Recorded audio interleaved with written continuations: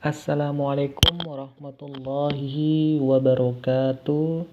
Kembali lagi bersama saya Iwan Alvinsa Sihombing. Dalam kesempatan kali ini kita akan melanjutkan materi kita tentang mekanika klasik, yaitu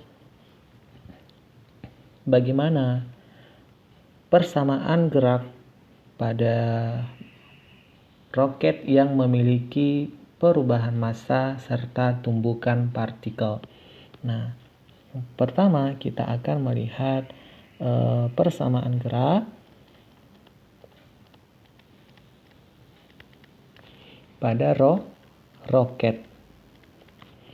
Nah, kita tahu bahwa roket itu sendiri memiliki massa yang dapat berubah ketika roket itu bergerak. Nah, selama ini kita mempelajari persamaan gerak yang sudah pernah dipelajari, bahwa persamaan gerak dengan menggunakan hukum Newton, di mana persamaan gerak ini massanya dianggap konstan. Nah, bagaimana kalau massa benda tersebut yang sedang bergerak tidak konstan? Maka inilah kita akan melihat. Nah, pada kasus roket. Nah, pada kasus roket ini massa benda berubah. Nah, kenapa bisa berubah? Karena pada saat roket, misalkan ini roket naik, maka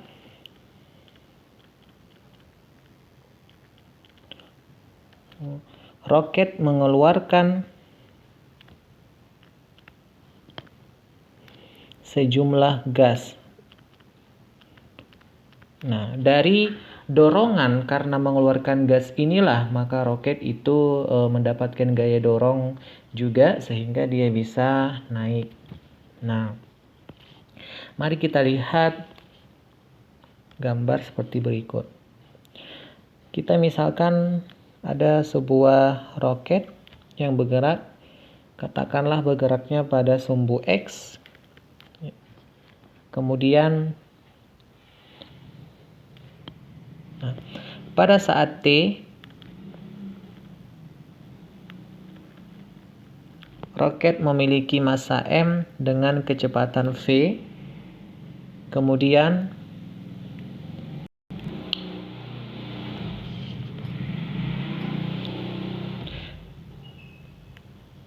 pada saat T ditambah dengan delta T atau terjadi detik sekian setelah T, maka ada gas yang terbuang, di mana massa gas ini kita tuliskan di sini. Massa gasnya adalah yang terbuang delta M, terjadi perubahan atau pengeluaran massa, sedangkan massa roket sekarang menjadi M sebelumnya dikurang dengan delta M, di mana kecepatan roket pada saat T tambah delta T kita sebut sebagai V tambah delta V, karena mengalami percepatan atau perubahan kecepatan semakin besar, dan kecepatan dari delta M ini atau gas yang keluar ini adalah V ditambah dengan V0.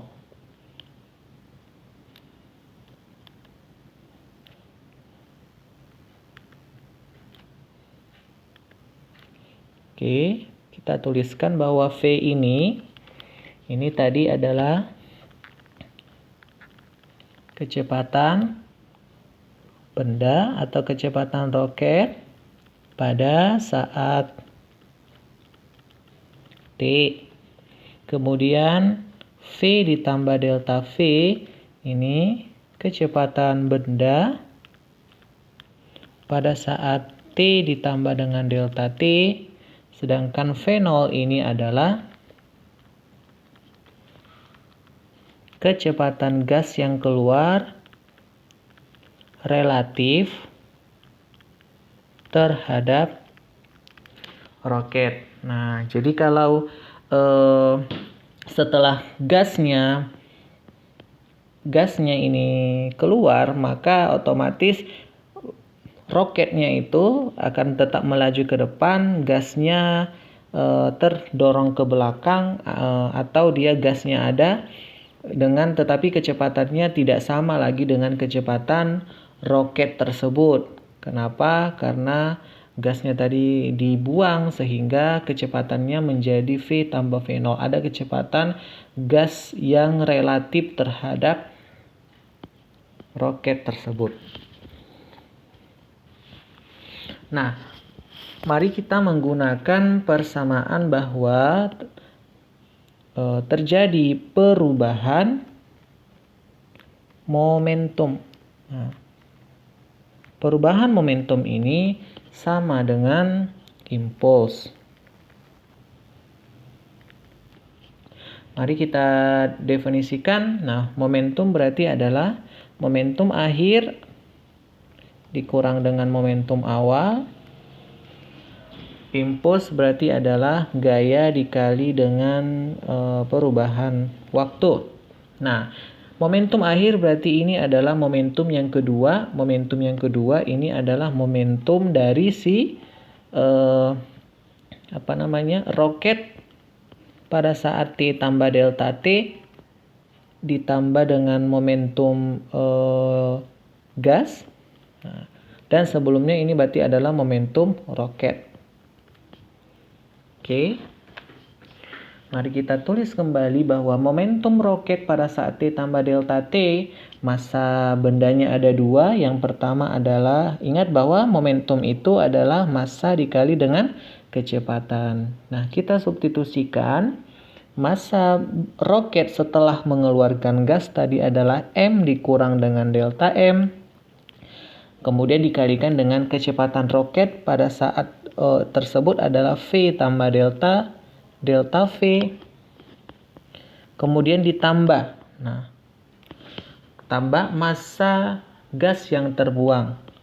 Momentum gas yang terbuang. Momentum gas yang terbuang berarti adalah delta M atau massa yang terbuang dikalikan dengan kecepatannya, yaitu V ditambah dengan V0. Ini kemudian dikurang dengan massa awal. Awal adalah massa roket sebelum kehilangan gas tadinya, yaitu M dikalikan dengan V. Oke, baru sama dengan impuls. Impuls berarti gaya dikalikan dengan perubahan waktu delta T. Nah, F itu merupakan gaya total eksternal. Gaya total yang berasal dari luar yang bekerja pada roket. Oke. Nah, mari kita sederhanakan, kita kalikan satu-satu ke dalam. Yang ini masing-masing dikalikan. Oke, kemudian ini juga. Sehingga kita mendapatkan persamaannya menjadi M dikali V ditambah M kali delta V dikurang delta M kali V. Kemudian dikurang delta M kali delta V ditambah delta M kali V ditambah delta M dikali dengan V0 dikurang M kali V sama dengan F delta T. Oke, kemudian ini kita habis dikurang. Kemudian yang ini minus delta M kali V, sehingga yang eksis yang tinggal adalah M delta V dikurang delta M delta V kemudian ditambah delta M V0 sama dengan F delta T. Kemudian mari kita bagi semua dengan delta T sehingga menjadi M delta V per delta T dikurang delta M delta V per delta T ditambah delta M per delta T V0 sama dengan F. Nah, ambil limit ketika delta T mendekati 0. Sehingga ketika delta T mendekati 0, maka delta M, delta V ini mendekati per delta T, hasilnya ini mendekati 0. Sangat kecil sekali, sehingga ini bisa kita abaikan. Maka persamaan yang kita dapatkan menjadi M.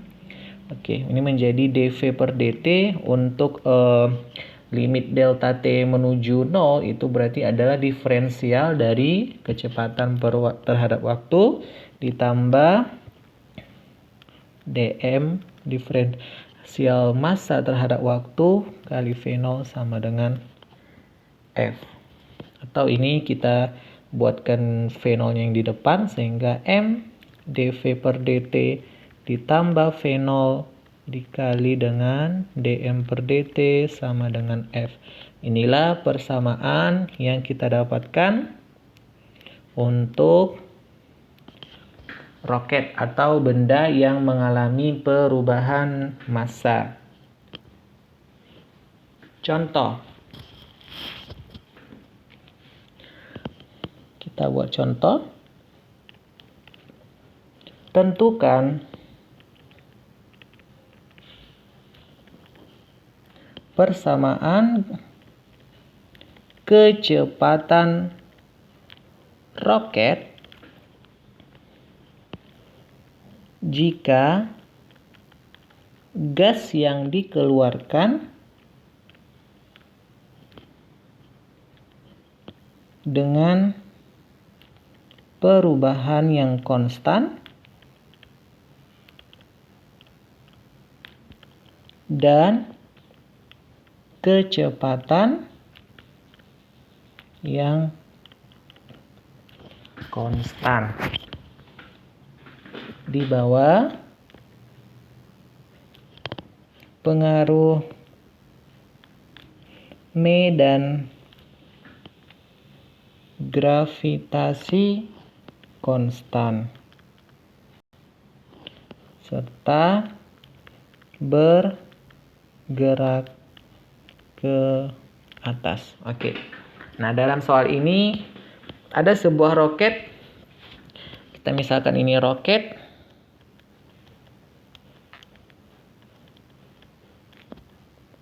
Oke.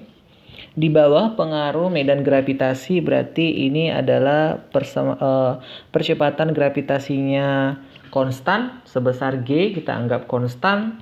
Nah, kemudian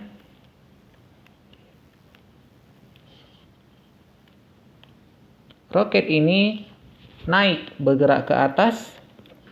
Katakanlah roket ini kecepatan awalnya pada saat T sama dengan 0, kecepatannya adalah 0, artinya bahwa roket dalam keadaan diam. Kemudian roket didorong dengan gas. Nah, katakanlah massa roket sebelum dia bergerak itu kita katakan M0. Jadi ini massa total roket. M0 itu adalah massa total roket pada saat T sama dengan 0. Nah, dari soal yang diberikan bahwa gas tersebut bergerak dengan kecepatan konstan. Nah, tadi kita gambarkan sebelumnya bahwa ada tadi gasnya yang keluar tadi bahwa ini kecepatannya adalah V0 atau kecepatan yang relatif terhadap si roketnya. Jadi ini nilainya konstan kecepatannya. Kemudian perubahan massa gas terhadap waktu yang dikeluarkan oleh roket tersebut juga konstan. Nah, kita katakanlah ada perubahan massanya yaitu dm per dt-nya itu konstan. Kita sebut misalkan suatu konstanta alfa. Nah, nilainya adalah minus. Nah, karena massa daripada gas tersebut, perubahan massanya semakin lama, massa gas tersebut semakin berkurang. Artinya massa roketnya semakin berkurang akibat gas yang keluar terus-menerus dari roket tersebut. Nah, dari persamaan perubahan massa roket tersebut nanti kita akan mendapatkan sehingga menjadi, kita integralkan, berarti ini menjadi M, integral masing-masing. Ini M dari massa awal M0 sampai massa M sama dengan minus alfa ini dari T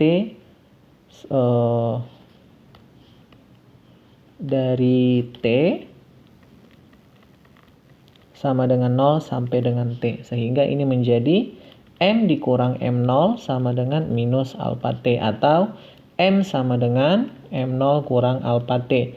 Nah, ini adalah persamaan untuk massa massa roket pada saat T. Nah, misalkan kalau T-nya 0, maka massa roket itu sama dengan M0 yang sudah kita sebutkan tadi, massa total roket pada dalam keadaan diamnya. Oke, kita masukkan ke persamaan momentum roket yang tadi kita dapatkan, bahwa M dV per dt ditambah V0 dm per dt ini sama dengan F. Nah, kita perhatikan bahwa kecepatan maupun gaya tersebut berada pada sumbu Y. Jadi ini kita buat arahnya sumbu J karena berada pada arah vertikal. Sehingga kita substitusikan. M adalah massa roket itu sendiri, yaitu M0 kurang alfa T. Kemudian dikali dengan dV per dt, kemudian ditambah dengan V0, kemudian dm per dt ini perubahan massa roketnya terhadap waktu. Nah, dari persamaan M sama dengan M0 kurang alfa T, ini kita dapatkan untuk dm per dt-nya itu nilainya sama dengan minus alfa, diturunkan ya, M0-nya diturunkan 0, minus alfa T diturunkan terhadap T, hasilnya minus alfa, sehingga dm per dt-nya adalah minus alfa. Sama dengan F, ya, yang mempengaruhi atau gaya yang bekerja pada benda ini, dalam hal ini gaya yang bekerja adalah gaya gravitasi, yaitu W sama dengan M dikalikan dengan G. Oke. Sedangkan gaya gesek diabaikan karena di dalam soal tidak diberikan adanya gesekan udara yang mempengaruhi kelajuan roket, atau dalam hal ini kita katakan bahwa gesekan udara sangat kecil pengaruhnya terhadap gerak dari roketnya. Sehingga F ini kita masukkan, ini M kalikan G karena dia arahnya ke bawah, maka ini minus M kali G. Sekarang masukkan M adalah massa roket. Nah, massa roket pastinya akan selalu berubah dengan persamaan M0 kurang alfa T. Sehingga kita mendapatkan persamaan yang menjadi M0 dikurang alfa T dikali dV per dt kurang alfa kalikan V0 sama dengan minus M0 kurang alfa kali T dikalikan dengan G. Sehingga kita ingin mencari persamaan kecepatannya, pindahkan dulu, ini jadi M0 kurang alfa T dV per dt sama dengan minus M0 kurang alfa T kalikan G. Ini dipindahkan jadi tambah alfa kali V0. Sehingga dV per dt itu sendiri sama dengan minus M0 kurang alfa T kalikan G tambah alfa kali V0 dibagi dengan M0 kurang alfa T. Maka ini sama dengan minus G ditambah alfa V0 per M0 dikurang alfa T. Maka dV sama dengan minus G ditambah alfa V0 per M0 kurang alfa T dt. Kemudian kita integralkan. Maka integral dV adalah V sama dengan integral dari G adalah minus GT. Kemudian, nah ini baru ditambah dengan integralkan alfa V0 per M0 dikurang alfa T dt. Nah ini sekarang kita integralkan. Nah kita misalkan. Misal M0 kurang alfa T ini sama dengan U. Maka minus alfa dt ini sama dengan du, atau du perubahan U sama dengan minus alfa dt. Sehingga kita ganti ini menjadi V sama dengan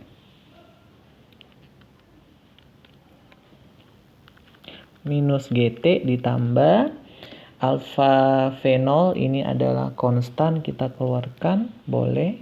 Ini menjadi integral, dt-nya kita ganti menjadi du per minus alfa. Ini jadi 1 per M0 kurang alfa T itu adalah U. Ini alfanya habis. Di delete sehingga V sama dengan minus GT. Ini negatif jadi ke sini. Negatif V0 integral dari du per U. Nah integral dari du per U adalah ln U. Sehingga ini menjadi V0 ln U tambah C. U kita substitusikan sebelumnya. C ini adalah konstanta karena kita belum diberikan keadaan awal dari gerak benda tersebut. Maka ini jadi V sama dengan minus GT dikurang V0 ln M0 kurang alfa T ditambah dengan C. Oke, sekarang kita masukkan keadaannya pada saat T sama dengan 0 tadi, bahwa benda tersebut dalam keadaan diam atau roketnya belum bergerak sehingga kecepatannya adalah sama dengan 0. Kita substitusikan, berarti 0 sama dengan minus G kalikan 0 dikurang V0 kali ln M0 dikurang alfa kali 0 ditambah dengan C. 0 sama dengan minus G kali 0 hasilnya 0, berarti tinggal minus V0 ln M0. Ini alfa kali 0, jadi tinggal ln M0 ditambah dengan C. Sehingga C sama dengan V0 ln M0. Mari kita substitusikan kembali. Sehingga V persamaan kecepatannya menjadi V sama dengan minus GT dikurang V0 ln M0 kurang alfa T ditambah V0 ln M0. Tuh, jadi V sama dengan minus GT. Ini sama-sama V0 ditambah V0. Ini menjadi ln M0 dikurang ln M0 kurang alfa T. Ln M0 kurang ln M0 kurang alfa T itu sama dengan ln A kurang ln B. Ln A kurang ln B itu sama dengan ln A per B. Sehingga ini menjadi ln M0 per M0 kurang alfa T. Oke, jadi inilah kita mendapatkan persamaan kecepatan roket tersebut. Di kecepatan roketnya sebesar minus G kalikan T tambah V0 ln M0 per M0 kurang alfa T. Saya harap adik-adik sekalian dapat mengerti dan memahami pembelajaran kita kali ini. Nah, mari kita lanjutkan. Nah, sekarang kita akan melanjutkan pada topik setelahnya, yaitu tentang tumbukan partikel. Tumbukan partikel. Nah, dalam tumbukan partikel kita mengikuti adanya aturan tumbukan Newton. Jadi ada aturan tumbukan Newton.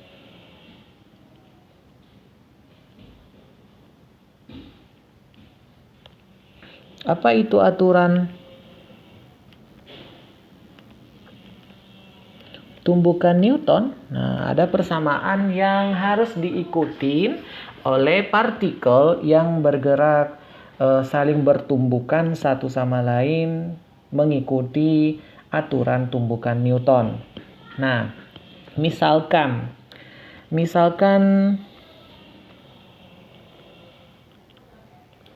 V12 ini adalah kecepatan benda 1 relatif terhadap benda 2. Ini sebelum tumbukan. Dan V12 aksen adalah kecepatan benda 1 relatif terhadap benda 2. Ini sesudah terjadinya tumbukan. Maka berlaku hubungan P12 aksen sama dengan minus epsilon V12.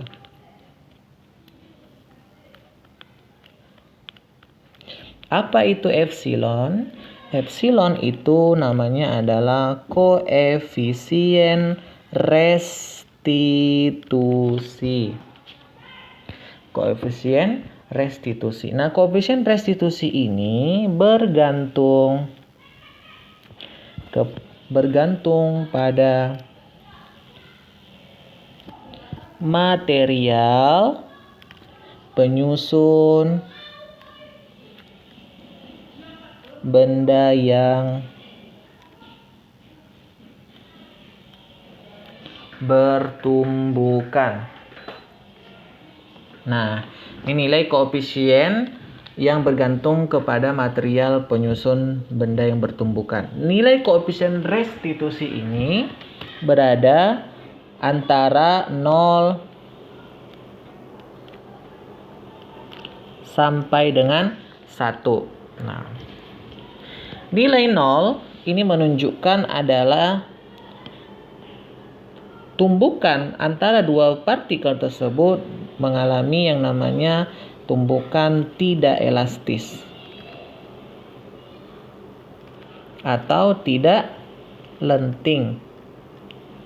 Sedangkan yang nilai 1 menuju ke 1 berarti ini menuju ke tumbukan yang elastis atau lenting. Nah, elastis lenting berarti itu membal ya. Nah, jadi dia sangat bergantung dengan material penyusunnya. Ketika material penyusunnya itu mengalami permukaannya itu adalah licin, dapat dikatakan bahwa akan semakin sedikit terjadinya gesekan yang bisa menimbulkan bunyi maupun panas, itu menunjukkan semakin menuju ke tumbukan yang lenting atau tumbukan yang elastis sempurna. Nah, ini adalah yang sempurna ya. Oke. Nah, pada kenyataannya untuk benda-benda yang makroskopis, misalkan adalah tumbukan pada bola biliar, itu biasanya tumbukannya adalah tumbukan yang menuju kesempurnaan atau elastisnya belum sempurna. Jadi nilai restitusinya itu mendekati ke 1, bisa 0, dari 0, sampai menuju 1, bisa 0,2, 3 atau seterusnya. Nah, itu menunjukkan bahwa tumbukan benda-benda makroskopis tersebut adalah tumbukan yang hampir dikatakan belum mencapai yang sempurna. Nah, tumbukan yang sempurna biasanya terjadi pada tumbukan antara atom-atom pada penyusun benda tersebut. Jadi pada gas misalkan bisa jadi terjadi tumbukan yang lenting sempurna antara tumbukan benda-benda yang mikroskopis. Nah, mari kita lihat contoh. Oke. ada sebuah benda, katakan benda M1 bergerak dengan kecepatan V1 dan M2 bergerak dengan kecepatan V2 yang arahnya, berarti ini kita harus meluruskan secara vektor dan arahnya pada sumbu X atau sumbu Y. Nah, pertanyaannya adalah tentukan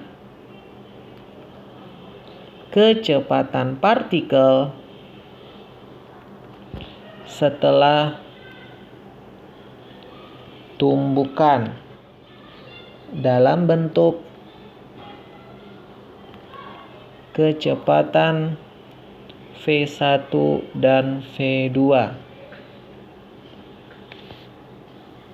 Oke, kita jawab.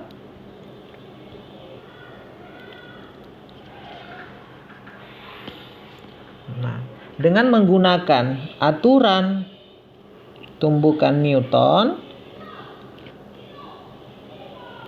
kita mendapatkan bahwa P12 aksen tadi sama dengan minus koefisien restitusi epsilon kalikan V12.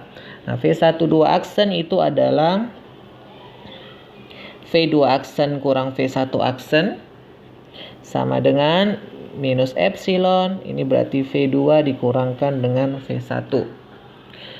Oke. Kemudian V2 aksen kurang V1 aksen sama dengan epsilon V1 dikurang epsilon V2. Ini persamaan yang pertama. Kemudian yang kedua, kita menuliskan persamaan kelestarian momentum. Nah, jadi di dalam momentum ini selain kita menggunakan aturan tumbukan Newton, berlaku juga hukum kelestarian momentum, bahwa momentum awal ini sama dengan momentum akhir. Momentum awal sebelum terjadinya tumbukan itu sama dengan momentum setelah terjadinya tumbukan. Ini dikenal dengan hukum kelestarian momentum atau hukum konservasi momentum. Oke, kita masukkan bahwa P1 tambah P2 sebelum, karena ada dua benda, maka momentumnya ada dua. P1 tambah V2 sebelum tumbukan sama dengan P1 tambah V2 setelah tumbukan. Jadi ini kita masukkan momentum adalah massa kali kecepatan. Jadi M1 V1 tambah M2 V2 sama dengan M1 V1 aksen tambah M2 V2 aksen. Yang aksen ini adalah kecepatan masing-masing benda setelah tumbukan. Persamaan 2. Nah, dari persamaan 1 dan 2 kita eliminasi untuk mendapatkan nilai V1 maupun V2. Epsilon V1 kurang epsilon V2 sama dengan minus V1 aksen ditambah V2 aksen. Untuk persamaan 2, M1 V1 tambah M2 V2 sama dengan M1 V1 aksen ditambah M2 V2 aksen. Nah, untuk mendapatkan nilai V1-nya, maka V2 kita eliminasi, maka V2 yang bagian atas kita kalikan dengan M2, yang bagian bawah tidak dikalikan atau kalikan 1.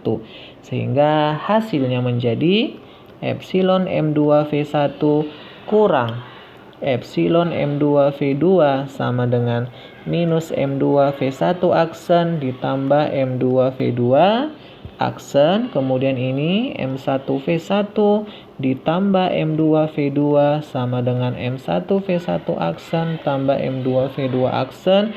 Kemudian kita kurangkan, eliminasi jadi habis. Ini menjadi epsilon M2 kurang M1 V1, ini dikurang ini, yang epsilon M2 V1 dikurang M1 V1 hasilnya yang ini, kemudian dikurang M2 V2 epsilon ditambah 1 sama dengan V1 aksen, negatif V1 aksen, M2 ditambah M1. Nah, sama-sama dikalikan negatif sehingga mendapatkan V1 aksen sama dengan M1 kurang epsilon M2 V1 ditambah M2 V2,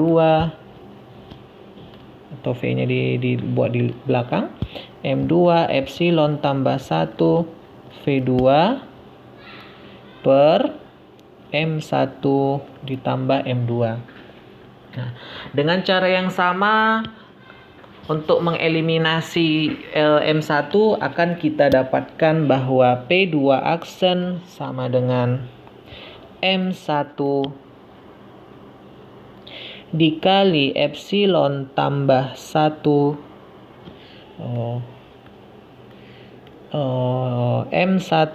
M2 dikurang epsilon M1 V2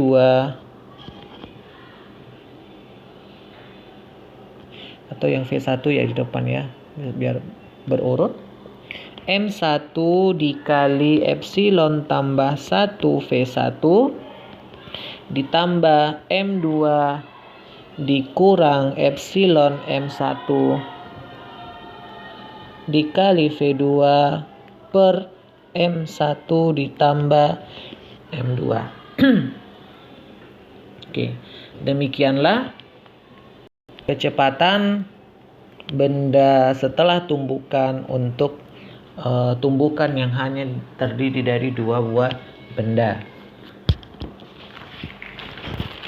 Oke. Kemudian selanjutnya, bagaimanakah kecepatan benda jika tumbukan yang terjadi adalah tumbukan yang elastis sempurna? Maka berapakah V1 aksennya? Berapakah V2 aksennya? Mari kita jawab. Karena di depan sudah didefinisikan bahwa nilai epsilon atau nilai koefisien restitusi benda itu dari 0 sampai 1. 0 menunjukkan tidak lenting sama sekali atau tidak elastis, dan 1 ini adalah elastis sempurna. Maka silahkan kita masukkan bahwa nilai epsilonnya adalah 1. Sehingga V1 aksennya kita dapatkan M1 kurang M2 kalikan V1 ditambah M2 kali 1 tambah 1 V2 per M1 ditambah M2, atau V1 aksen sama dengan M1 kurang M2 V1 ditambah 2 M2 V2 per M1 ditambah M2. Dan untuk V2 aksennya adalah M1 1 ditambah 1 V1 ditambah M2 dikurang M1 V2 per M1 ditambah M2, atau V2 aksennya yaitu 2M1 V1 ditambah M2 kurang M1 V1 per M1 ditambah M2. Bagaimana kasus kalau terjadi tumbukan yang tidak elastis sama sekali? Oke, kalau tidak elastis maka nilai koefisien restitusinya adalah 0, sehingga P1 aksen kita dapatkan M1 V1 tambah M2 V2 per M1 tambah M2, dan V2 aksen juga kita mendapatkan M1 V1 tambah M2 V2 per M1 ditambah M2. Dari persamaan yang kita dapatkan ini terlihat bahwa V1 aksen nilainya sama dengan P2 aksen. Apa artinya? Artinya bahwa pada tumbukan yang tidak elastis, kedua partikel bergerak dengan kecepatan sama dan saling bersentuhan.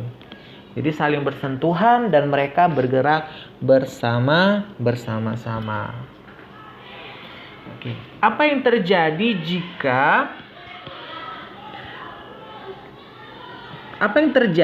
pada energi kinetik benda? Nah, bagaimana energi kinetik sistem benda untuk yang lenting sempurna atau elastis sempurna ini? Apakah energi kinetiknya berubah atau tidak berubah? Maka kita akan melihat bagaimana energi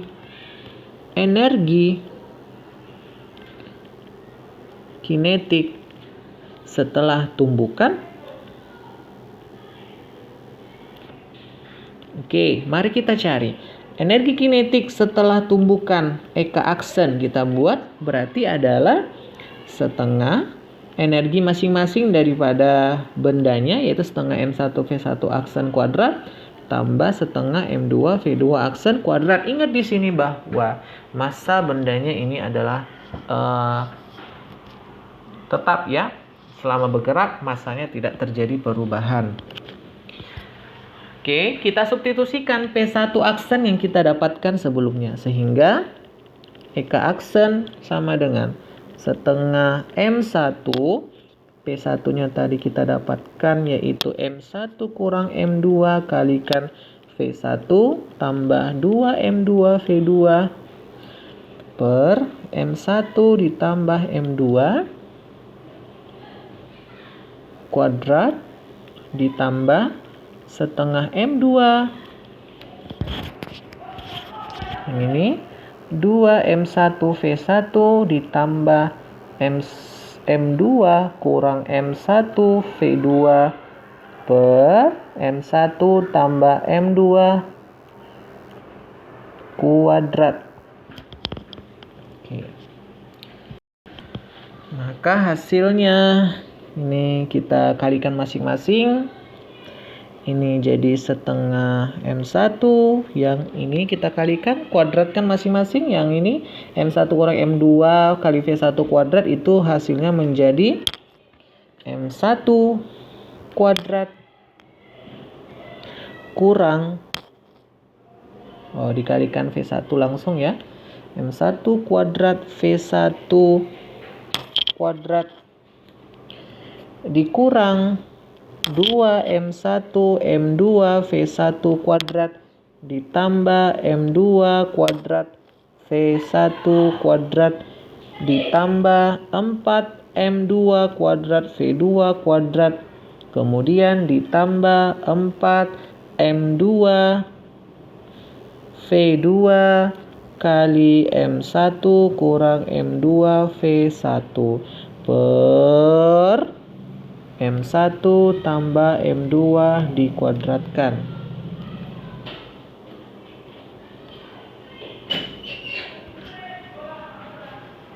Kemudian ditambah setengah M2. Kemudian yang ini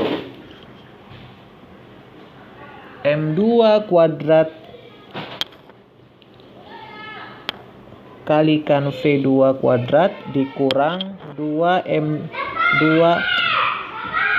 M1 V1. Nah dia yang ini tadi ya. Oke, ini oke, kita ulangi ini. Yang ini 2M1 V1 dikuadratkan menjadi 4M1 kuadrat V1 kuadrat ditambah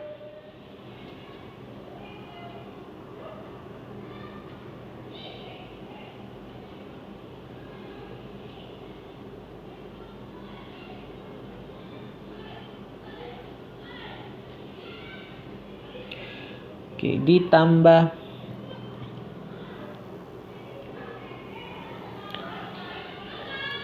4 M1 V1 kali M2 kurang M1 V2 ditambah M2 V2 M2 kuadrat V2 kuadrat dikurang 2 M2 M1 V2 kuadrat ditambah ini terlalu dikurang 2 M2 M1 V2 kuadrat ditambah M1 kuadrat V2 kuadrat.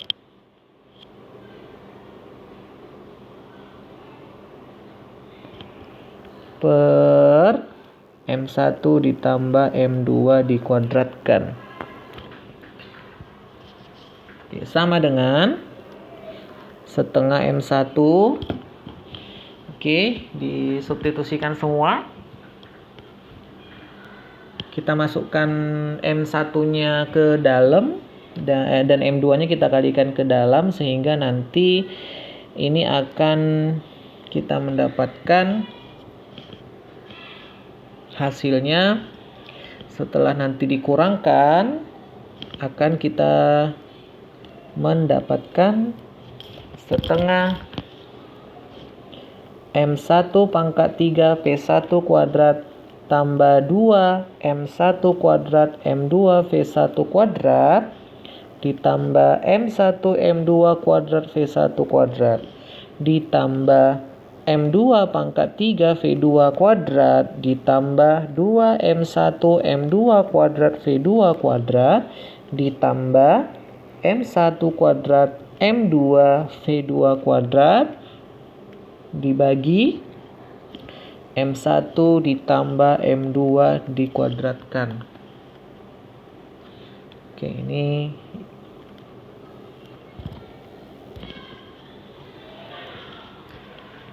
sehingga hasilnya menjadi, ini boleh kita sederhanakan, ini dikeluarkan M1 V1 kuadrat, ini menjadi M1 kuadrat ditambah 2 M1 M2 ditambah M2 kuadrat.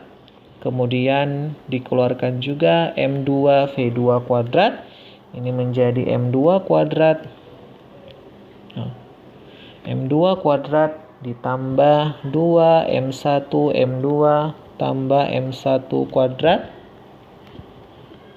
per M1 tambah M2 kuadrat. Ini sama dengan setengah M1 V1 kuadrat. Ini boleh disederhanakan menjadi M1 tambah M2 kuadrat ditambah M2 V2 kuadrat M1 tambah M2 kuadrat per M1 tambah M2 dikuadratkan. Maka ini kita eliminasi sehingga energi kinetiknya menjadi setengah M1 V1 kuadrat ditambah M2 V2 kuadrat atau setengah M1 V1 kuadrat ditambah setengah M2 V2 kuadrat. Atau dapat dikatakan bahwa energi kinetik setelah tumbukan sama dengan energi kinetik 1 ditambah energi kinetik 2. Kesimpulannya bahwa setelah tumbukan memiliki energi kinetik yang sama dengan sebelum tumbukan. Artinya bahwa pada elastis sempurna energi kinetik konstan atau tetap. Nah, akibat dari energi kinetiknya tetap ini, maka tidak muncul energi lain.